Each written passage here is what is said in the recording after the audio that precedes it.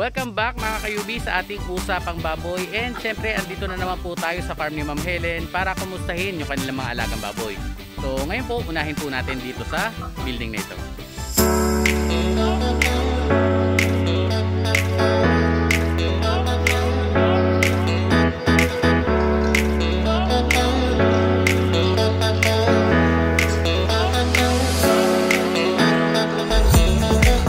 Okay, so ito na po muli ang mga fatteners dito sa farm ni na Ma'am Helen. Ano po? And para hindi po kayo manibago, syempre madudungis ulit ang ating mga baboy. Kasi maaga po tayong bumibisita dito, so hindi pa po nakakapaglinis si Kuya Larry. Pero lilinisin na rin naman po ito maya-maya. Good job! So sa ngayon po, ang edad ng mga baboy dito, ang pinakamatanda siguro po ay nasa lampas 3 months na ang edad. Ano po? And mangangailangan pa po sila ng 1.5 buwan bago po sila ibentaan po. So minimum po yun. And ang target po nila na timbang pag sila po ibebenta ay nasa 90 kilos. So yun po yung standard natin dito sa Pilipinas. Ano po? Ayan, so wala po dito. At ito po yung baboy na galing sa sakit pero mukhang okay na po siya. Ayan, so balik po tayo sa ating usapan. Ang standard po natin or target natin dito sa Pilipinas ay may benta ang ating mga alagang baboy sa 5 buwan at ang timbang niya ay nasa 90 kilos. Ano po? So kung nakukuha po natin yun, edi ibig sabihin po, nakukuha natin yung target natin. Ano po? So kung nakukuha natin yan na mas maagap, edi mas maganda po yun. Nice. Pero kung tayo po ay nakakapagbenta ng 5 buwan from birth, tapos ay wala pang 90 kilos ang timbang niya, so kailangan po nating mag-adjust. Okay, so mapapansin po natin ito, medyo bata na po yung mga baboy dito. Ito po ay mga kabababa lang galing sa nursery pens. Ayan, so tumitimbang naman po sila ng nasa 20 kilos lampas na. Ayan po pa. So nakita po natin na ang mga baboy po dito sa building na ito ay medyo bata pa talaga. Ano po, kaya nga po wala pong pambentang baboy dito sa farm nitong nakaraang buwan ng March at siguro ngayon din pong buwan ng April. Medyo wala pong maibebenta ngayon. Ano po? So kaya nga po ito po yung inaayos natin, yung production flow ng farm na ito para monthly meron po silang maibebenta. Ayan, so ito po yung mga kasunod na ibebenta pa pero maliliit pa nga sila. Ayun, may lus-lus. Tingnan po natin na mas malapit. Ayaw niya. Ayan, nakatago po talaga. So, isa rin po sa ipapagawa natin dito sa farm na ito ay kung mapapansin po natin, napakarami po nakakulong sa isang kulungan. Ano po, yung iba po ay merong 13, merong 12. So, ito po ipababawasan natin para maging 8 lang kada kulungan. Okay. And then next po, dito tayo sa kabilang building. Actually, wala na rin po halos laman dito, pero ipapakita pa rin po natin. Ayan, siguro po ito yung pambentang baboy nila ngayong April. Kasi yan po yung dating may sakit. Pero gumaling na po siya. Good job! Ayan, so wala na po ditong laman. At ito pong mga natitira dito ay yung mga gilts pa rin na hindi pa naililipat dun sa kanilang gestating building. Ayan, so ito pa. So importante rin po na matanggal na rin natin ang mga ito dito para mas ma-disinfect natin na maayos itong buong building. And ito pa. Ayan, so ito po medyo malinis na. Wow! Mukhang dito lang po nakapagsimula pa si Kuya Larry ng paglilinis bago tayo dumating.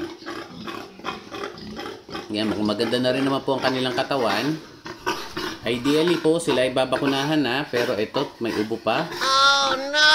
Ayan, so kung tayo po ay magbabakuna, mas maganda po ay paggalingin muna natin sila sa kanilang sakit bago po tayo magbigay sa kanila ng mga bakuna ng PLE, ng cholera at ng kung ano-ano pa. Okay. Tumigil na siya.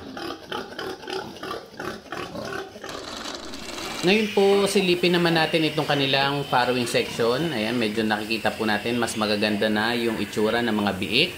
Dahil nag-practice na po ulit si Kuya Rico ng wet feeding. So, sa tulong po ng wet feeding, mas nakakain na marami ang inahin. So, mas makakapag-produce sila ng magandang gata.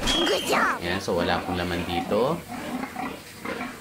Ito, ayan, magaganda rin po ang kanyang mga biik. Nice. Kung kung napapansin nyo po na medyo humihinang kumain ang ating mga inahin during tag-init, yan, so pwede po tayo mag-practice ng wet feeding. Okay, wala din po dito. And then, itong inahin na ito, so kanina pa po ito galit na galit sa akin. Kada daan po, ganyan ang itsura niya. Oh no! Ayan, galit po siya talaga sa akin. Hindi naman ako nagtuturok sa kanya.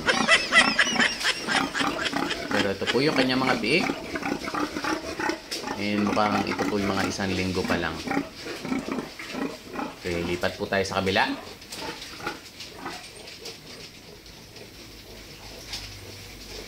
Yan, wala din. And wala din. Ano po? So mapapansin po talaga natin hindi katulad nung February na lahat po ito ay puno. Ayan. So kakaunti lang po ang production talaga nila ngayong buwan ng Marso at yung buwan ng April po ay mukhang kaunti rin lang. Oh no! And then ito naman po yung kanilang mga nursery. Ayan, so ito po yung mga pre-starter piglets nila. So dati po nakita natin ito ay puno. Sa ngayon po ay meron na rin po mga naibaba dito. Pero ito na po yung kanilang itsura. And approximately po itong mga bake na ito ay magtatagal pa dito ng 2 linggo. So ito po yung mga bakante na at na ilipat na. And then ito yung mas bata pa. Yan, siguro po ito yung mga kawawalay pa lang. Or mga 1 week pa lang na iwinalay. Okay.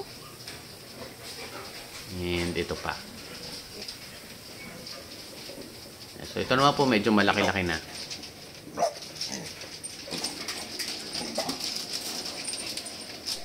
Ayan po, at mukhang natulala na sila at na-starstruck na yata sa akin. Say what? Ito naman po yung mga nakaschedule nilang mga anak. So makikita po natin dyan, ang mga anak lang po ngayong April ay dadalawa and pagdating naman po ng Mayo ay lilima lang. Ano po? Kaya nga po tayo nagdadagdag ng mga dumalaga para kung kakaunti lang po ang kakastahan sa isang buwan, yung mga dumalaga po natin ng mga bagong pili, yun po ang pupuno. Para mas marami po yung mga anak sa susunod na anakan. Ngayon po balikan natin itong inahin na ito. So ito pong inahin na ito ay actually matagal na po siya nagpapadede kasi nagpa-practice po sila Sir Jimmy dito ng fostering. Kung halimbawa po merong mga biik na maliliit pa, iwawalay na po nila yung inahin, pero yung po mga biik ay ililipat nila dun sa mga inahin na maganda namang maggatas. Okay. Kaso ang problema po dito sa inahin na ito, meron na po siyang pigsa. Wait, what? So ito po yung papaayos natin mamaya kay Sir Jimmy. Okay, so sisimulan na po natin. Siyempre kailangan natin ng blade gun. At hihiwain po natin pababa. Purundok. Purun. Oh no!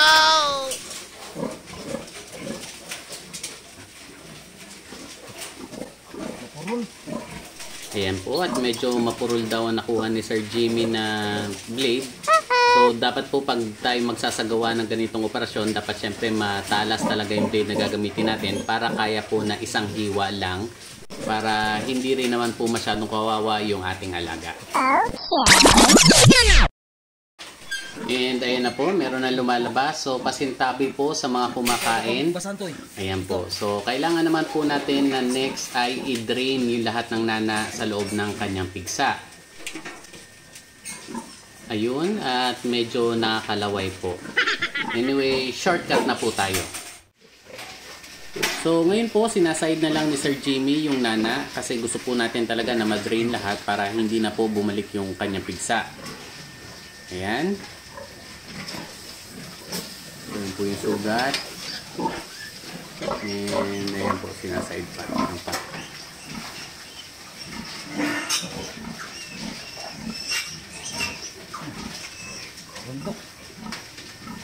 Ayan. And then pagkatapos po ay ito ay i-spray naman natin ng ayan, Combinex. Para hindi po siya dapuan ng langaw at ma-disinfect din natin yung sugat niya. So pwede rin po dyan iodine or lagyan po natin ng Amovet na yung powder. Ayan. So ito na po yung operasyon sa pigsa. Then, lipat naman po tayo dito sa ginagawang building. Siyempre, sisilipin natin ito ulit. Ayan po, at may pinto na. So, wala na pong ibang madadaanan dyan, kundi dito lang sa pinto. Kaya, siyempre, dito po tayo papasok.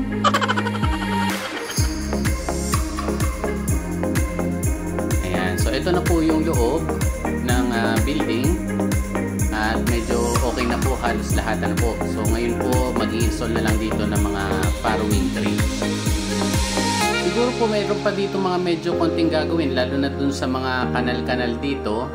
Pero halos okay na po sa lahat. Good job! Ayan. Then lipat naman po tayo dun sa kanila.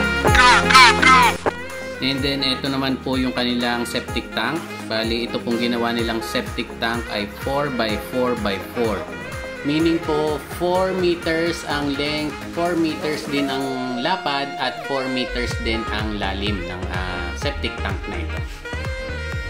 Pero ayon po sa isang engineer na nakausap natin na gumagawa rin ng mga biogas digesters, ang requirement daw po para sa septic tank ay 1 cubic meter per sow hanggang sa kanyang mga winalay na biik. Ano po. And then pagdating po sa mga fatteners naman, 1 cubic meter naman kada 5 fatteners. So yan po yung requirement nila sa laki ng isang septic tank para sa biogas digesters. Okay. So ayan po mga kayubi, ang latest update natin dito sa farm ni Ma'am Helen. Okay, so before po tayo ulit magpaalam, syempre shoutout muna muli sa ating mga kayubi. So pagbati pong muli para kina Sir Grand Towers TV from Saudi Arabia, Sir Froilan Tizon from Kalibo Aklan, Ma'am G the Explorer from Hong Kong, Embet Breeding Farm from Leyte, Sir Kenneth Pangan, Sir Manoy Jimbo, Ma'am Corazon Kaasi, Sir Jiro Y. Pierce, and Sir Ian Antonitan. So maraming salamat mga kayubi sa patuloy na suporta pa rin sa ating channel, and lagi po tayong mag-iingat. Isa pang baboy na may katuwaan, pampasaya ng Pig Roll Up.